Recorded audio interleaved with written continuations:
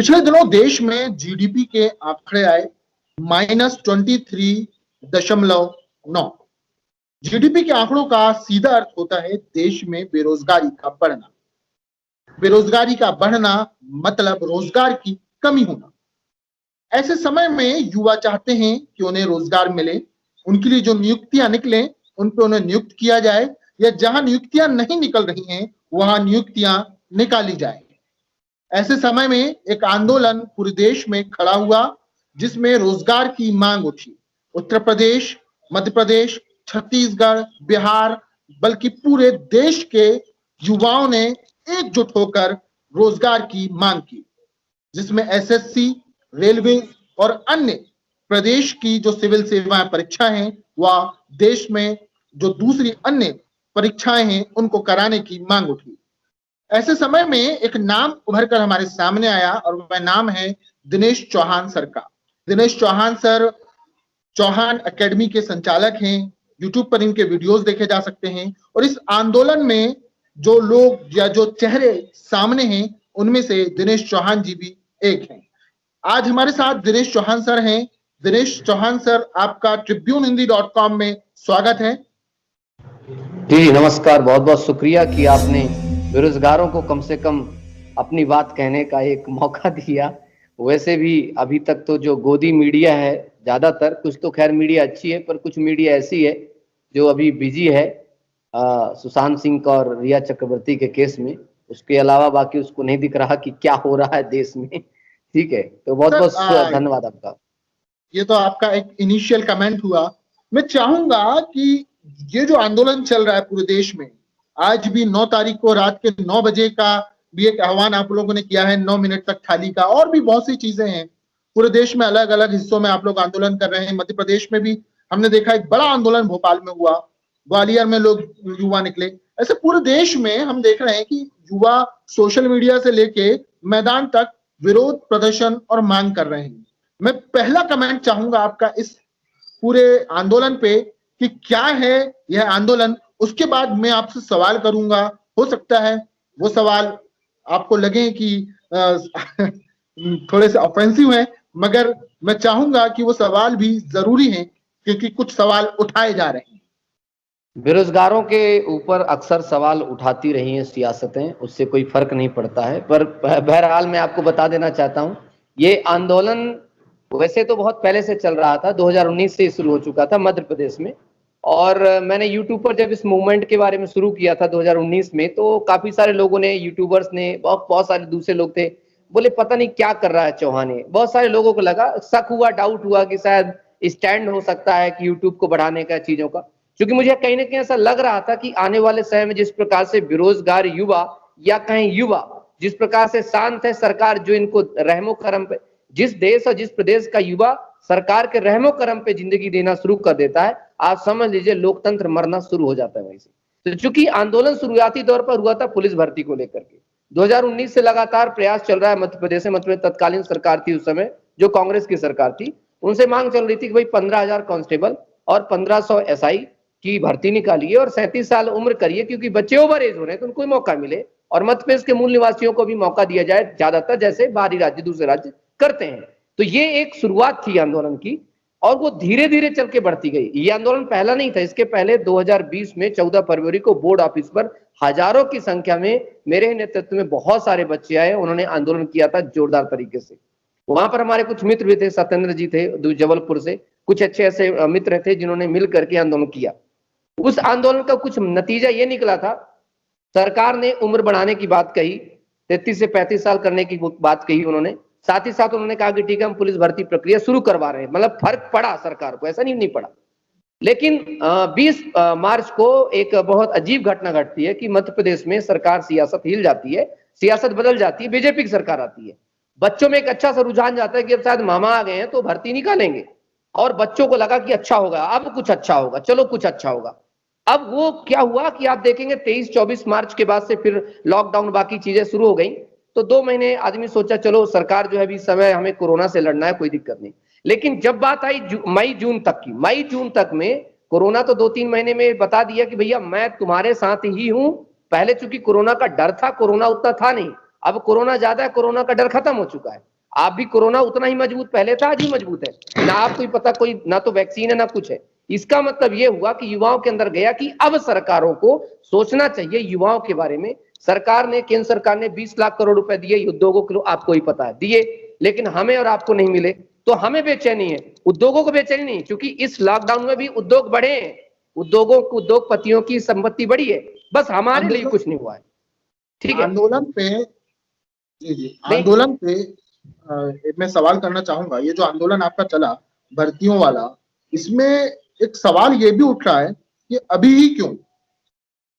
अभी नहीं ना, ये अभी नहीं है। मैं आपको बता रहा था कि मई जून तक हम इंतजार किए, फिर हमने क्या किया, शिवराज मामा को, हमारे माननीय जो हमारे मुख्यमंत्री साहब हैं, मध्य प्रदेश सरकार को हमने बहुत सारे लेटर लिखे, गवर्नर को लेटर लिखे, यहां तक कि 10 दिन तक उनके घर के सामने मैंने एक प्रकार से सत्याग्रह किया। 10 दिन तक, जब तक उनकी पुलिस मुझे उनके घर से बाहर नहीं निकाल देती थी, तब तक उनके घर के बाहर बैठता था। उनसे दो ही मांग थी कि आप अधिसूचना जारी कर दीजिए, जब संभावना समय सही होगा, कोरोना सही होगा, तब आप भर्ती परीक्षाएं कराइए। क्योंकि उसी वक्त क्या हुआ कि बहुत सारे बच्चे बेरोजगारी की वजह से, क्योंकि जिस प्रदेश में भर्ती नहीं आएगी 3-4 साल से, तो रिसोर्सेस खत्म हो जाते हैं गरीब बच्चों के, तो सुसाइड करना शुरू हो गए। तो मुझे लगा अगर भर्ती की नोटिफिकेशन आ जाएगा तो एक सकारात्मकता आ जाएगी, तो ये लोग सुसाइड वगैरह नहीं करेंगे, अपनी पढ़ाई करेंगे। तो मैं लगातार मांग कर रहा था कि मामा जी 5 मिनट का टाइम दे दीजिए बच्चों को मिलने का, क्योंकि आप सबसे मिल रहे हैं तो हमें भी टाइम दे दीजिए। तो वो ना टाइम दिए और लगातार ज्ञापन दिए गए, तब भी कुछ नहीं हुआ। फिर हमने क्या किया, 20 अगस्त में ही एक हमने चढ़ाई कर दी, कहां, पॉलिटेक्निक चौराहे पर से लेकर के हमने मंत्रालय तक एक हमने वो निकाला, एक बेरोजगारी हमारी यात्रा निकाली, और मंत्रालय पे भी जाकर हमने धरना दिया। लगभग 50 से 100 लोगों ने, वहां पर पुलिस वालों ने बर्बरता की, वहां भी लाठीचार्ज किया, लड़कियों के साथ बदसलूकी की। हम सह लिए, क्योंकि हम बेरोजगार हैं, हमें गाली सहने की आदत सी हो गई है, लेकिन हम अपनी बात कहेंगे। अब लगा कि शायद सरकार पर कुछ फर्क पड़े, क्योंकि मीडिया ने उस बात को उठाया, लेकिन 1-2 महीने हो गए, कोई फर्क नहीं हुआ। गृह मंत्री से मिले, बाकी लोगों से मिले, कोई उसका एक सकारात्मक रवैया नहीं निकला। उन्होंने घोषणा की कि हम 4000 भर्ती निकालने वाले हैं, वो 2 महीने से निकल रही, पता नहीं फाइल कहां है कहां नहीं है।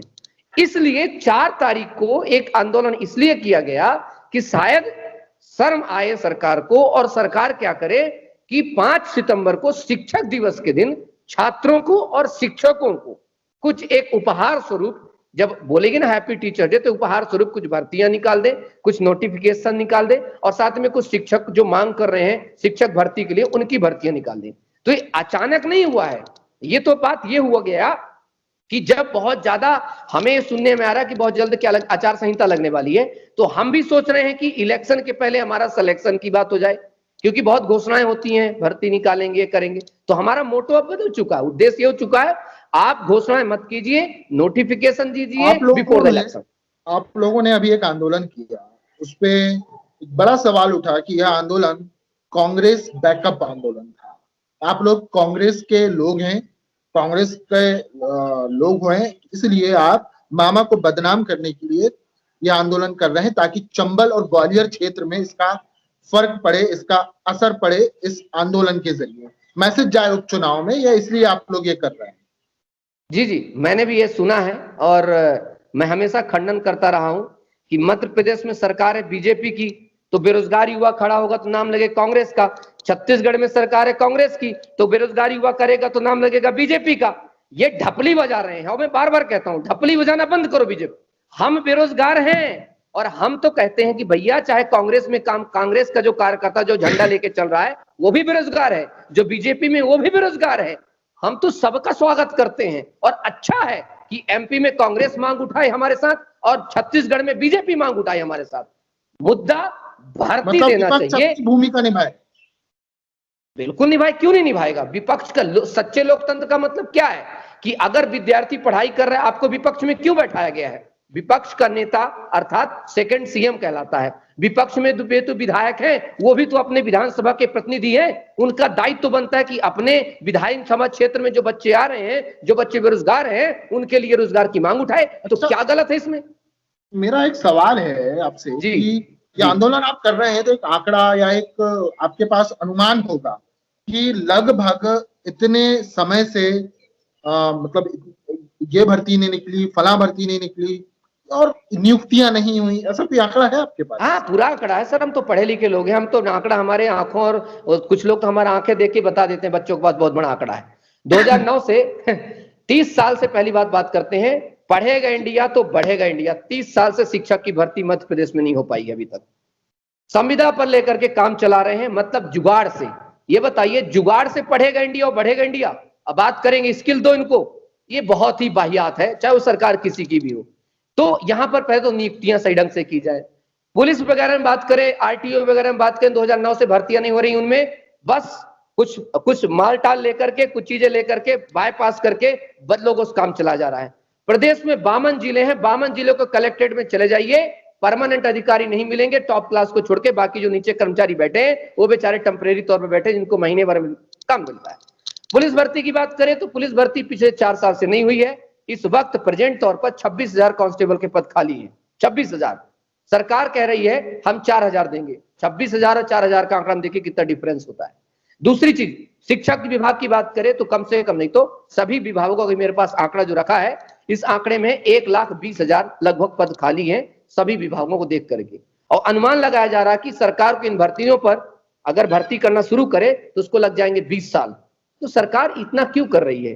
साथ ही साथ में 40 हर साल कम से कम नहीं तो आप समझ लीजिए 20 लाख बेरोजगार युवा पैदा होता है स्कूल और कॉलेज से। क्योंकि अब ये एक प्रकार से बेरोजगारी की फैक्ट्रियां बन चुकी हैं, क्योंकि आप रोजगार मुहैया करा नहीं सकते, ऐसे इंफ्रास्ट्रक्चर है नहीं कि इनको लोन नहीं दोगे आप, क्योंकि लोन इनको मिलता है 50,000 का, 60,000 का, जो कि आपका चून तमाकू के बराबर भी नहीं होता है। दूसरी चीज, अगर लोन लेने जाते हैं कि हम अपना व्यापार ही शुरू कर सके, तो लोन मिलता सिर्फ मालदार पार्टियों को या किसी विधायक के या किसी मंत्री के चचेरे फुफेरे भाई को। ठीक है, तो ये जो मुद्दा है, मैं पूरी बात रख दूं तो लगभग 40 से 50 लाख लोग इसका इंतजार कर रहे हैं। और सबसे बड़ी दिक्कत है मध्य प्रदेश में उम्र जो रिटायरमेंट की एज बढ़ाते हैं। जिस व्यक्ति को 60 साल में रिटायर होना चाहिए, उसको 63 साल 62 साल का अगर जॉब करवाओगे तो हर साल वो नए व्यक्तियों की जॉब को खा रहा है, क्योंकि जब वो जाएगा नहीं, पद छोड़ेगा नहीं, तो नए पद सृजित नहीं होंगे। जब नए पद सृजित नहीं होंगे उनको भरेगा कौन? तो पहले बीजेपी ने डाल दिया कांग्रेस पर, अब कांग्रेस ने डाल दिया बीजेपी पर, ये सारा सिस्टम चल रहा है। अच्छा, मध्य प्रदेश में आपने अभी कहा कि पुलिस भर्ती के लिए आप लोग आपका ये आंदोलन शुरू हुआ था, पर हम देख रहे हैं कि आज उत्तर प्रदेश, छत्तीसगढ़ और अन्य राज्यों से भी युवा खड़े हो चुके हैं। आज रात में 9 बजे 9 मिनट तक, चूंकि 9 तारीख है, 9 सितंबर, तो 9 सितंबर को 9 बजे 9 मिनट तक थाली बजाकर विरोध प्रदर्शन का एक आह्वान किया गया है। मैं जानना चाहूंगा कि ये आइडियाज जो है विरोध प्रदर्शन के कहां से आए, कैसे आए? पहली बात तो ये है कि जब हमने शुरू किया तो पूरा भारत देख रहा था मीडिया को। रवि साहब ने इसको टेलीकास्ट किया, एग्जामपुर वाले भाई साहब हमारे जो विवेक भाई, उन्होंने टेलीकास्ट किया। अब सब लोग देखते, पूरा इंडिया देखता है। तो उनको लगा यार जब एमपी में कुछ लोग कर सकते तो हम क्यों नहीं। और हमें देख करके फिर पूरे के पूरे यूट्यूबर सभी लोगों ने धीरे धीरे करके, कोई एसएससी के लिए, कोई रेलवे के लिए आवाज उठाना शुरू किया। जब आवाज उठाना शुरू किया, क्योंकि सब तो दबे थे, सबको लग रहा था कोई तो शुरू करे, तो पूरा का पूरा चारों तरफ से फैल गया। अब ये जो विरोध के प्रदर्शन, जैसे डिजिटल इंडिया, आपने कुछ दिन पहले देखा होगा मोदी जी की वीडियो डिसलाइक हुई, बीजेपी ने आरोप लगाया कि विदेश से हो रहा है। अरे भैया, विदेश से नहीं हो रहा, वो देश से हो रहा है, क्योंकि उन्होंने ही कहा है डिजिटल इंडिया का प्रयोग करो, डिजिटल का प्रयोग करो, डिजिटल विरोध था। ठीक है, तो ये डिजिटल विरोध था। हमने बता दिया भाई हम आपके मन की बात नहीं सुनना चाहते, please don't share your thought, हमारी बात सुनो, हमारी बात बताओ, हमारे रोजगार की मन की बात सुनो। हमने ये विरोध प्रदर्शन करने का शुरू किया। और जो थाली वाली बात है, क्योंकि कुछ दिन पहले ही हमारे माननीय मोदी जी ने बताया था कि कोरोना महामारी को भगाने के लिए जिस प्रकार से हमारे योद्धा काम कर रहे हैं, तो उनके स्वागत के लिए और महामारी को भगाने के लिए एक प्रकार से हम थाली बजाएं, एक उनको एक संदेश दें ताकि लोगों को सकारात्मकता आए। तो अब कोरोना से भयंकर महामारी है बेरोजगारी, तो हम बेरोजगारी को भगाने के लिए, और चूंकि हमारे जो नीति निर्माण करता है, जो हमारे मुखिया हैं, उन तक भी बात पहुंचे, तो शायद आज रात को 9 बजे, पहले तो हमने थाली बजाई, आज हम दिए कलम कलश लेकर के, फोन लेकर के और अपनी दीपक लेकर के, कैंडल लेकर के जलाएंगे, ताकि कैसे भी समझो, लाइट बजा के समझो तो समझो, लाइट जला के समझो तो समझो, थाली बजा के समझो तो बजाओ, हम गाल भी बजाने को अपने तैयार हैं, जो चाहो चाहो, नोटिफिकेशन दे दो साहब। अच्छा, मैं बस आपसे एक सवाल करना चाहूंगा, राजनीति कब ज्वाइन कर? राजनीति तो जब बचपन में आदमी पैदा होता है तभी ज्वाइन कर लेता है, क्योंकि आप एक राजतंत्र के हिस्सा हैं और आप नहीं, पसंद क्योंकि करें ये राजनीति कहा में। जा रहा है कि आज नहीं तो कल आप राजनीति में आ जाएंगे, जो मतलब ऐसा कहा जा रहा है कि आप कांग्रेस से स्पॉन्सर्ड हैं और आज नहीं तो कल आप कांग्रेस ज्वाइन कर लेंगे या मोदी विरोध में या बीजेपी विरोध में कोई पार्टी ज्वाइन कर लेंगे आप, ऐसा मतलब सोशल मीडिया कमेंट्स तो पे आ रहा है। इसका सीधा सा उत्तर करता हूं मैं। ये सोशल मीडिया पे कमेंट्स वो कर रहे हैं जिनको बुरा लग रहा है। किनको? कि भाई हमारे सरकार के खिलाफ ऐसा क्यों कोई खड़ा हो, क्योंकि कोई जब खड़ा होता है ना तो सबको लगता है राजनीति के लिए खड़ा हो रहा है। और एक बात बता दूं, समाज सेवी, एक समाज सेवी और समाज के हित में कार्य करने वाले व्यक्ति की जो हैसियत होती है वो किसी भी नेता राजनेता से ऊपर होती है, क्योंकि उसको बीजेपी पसंद करती है, कांग्रेस भी पसंद करती है। और रहा बात आने वाले समय में क्या करूंगा क्या नहीं करूंगा, मैं ऐसे ही युवाओं के हित में, समाज के हित में लड़ता रहूंगा, ये मेरा वचन है। अच्छा, एक पर्सनल सवाल, भगत सिंह की टोपी का क्या राज है? भगत सिंह की टोपी का राज ये है, क्योंकि एक दिन पता चला मुझे कि भगत सिंह एक सोच है, अगर सोच अपने अंदर ले आओ तो भगत सिंह पैदा हो जाता है। उस दिन से मैंने खुद को समझ लिया कि भगत सिंह हूं। बहुत बहुत शुक्रिया दिनेश कुमार जी, हमसे बात करने के लिए। आपसे बड़ी अहम बातें हुई। मैं चाहूंगा कि हम, जैसा हमारा एक तरीका है कि हम अपनी चर्चा को खत्म करने से पहले अपने जो भी हमारे गेस्ट होते हैं हम उनसे कहते हैं एक अंतिम कमेंट आप करें, जिसके बाद हमारी चर्चा को हम खत्म करेंगे। तो मैं चाहूंगा इस पूरे उसमें आपका एक अंतिम कमेंट। अंतिम कमेंट ये सबसे पहले मेरे युवाओं के लिए है कि जब तक आप नहीं उठोगे तब तक ये सरकार आपको प्रताड़ित ही करती रहेगी। सरकार कभी नहीं चाहती कि आप उसके खिलाफ कुछ बोलो। याद रखना, आंदोलन होते रहने चाहिए, स्वच्छ लोकतंत्र की बहुत आंदोलन। याद रखिए, वायु और युवा दोनों का उल्टा देख लीजिए। युवा का उल्टा है वायु। वायु ही क्या करती है, किसी जगह जब गंध भर जाती है तो उसको साफ करता है।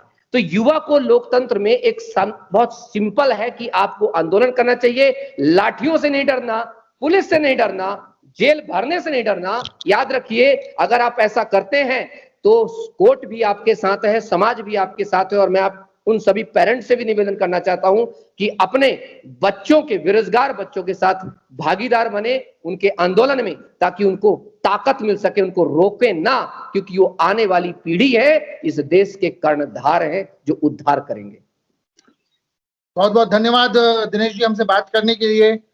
दोस्तों, ये थे दिनेश कुमार चौहान जी, जो कि चौहान एकेडमी के संचालक हैं। बेरोजगारी के खिलाफ जो आंदोलन चल रहा है उसका एक मुख्य चेहरा बने हुए हैं। इन्होंने हमसे चर्चा की। यह चर्चा आपको कैसी लगी हमें बताएं। अगर सोशल मीडिया प्लेटफॉर्म में आप अगर फेसबुक में हमें आप देख रहे हैं यह वीडियो, तो हमारा पेज लाइक करें, वीडियो लाइक करें, कमेंट बॉक्स में अपनी प्रतिक्रिया जरूर दें। साथ ही अगर ये यूट्यूब पर आप देख रहे हैं तो हमारा चैनल सब्सक्राइब करें और कमेंट बॉक्स में प्रतिक्रिया देना ना भूलें। फिर मिलेंगे। जय हिंद, जय भारत।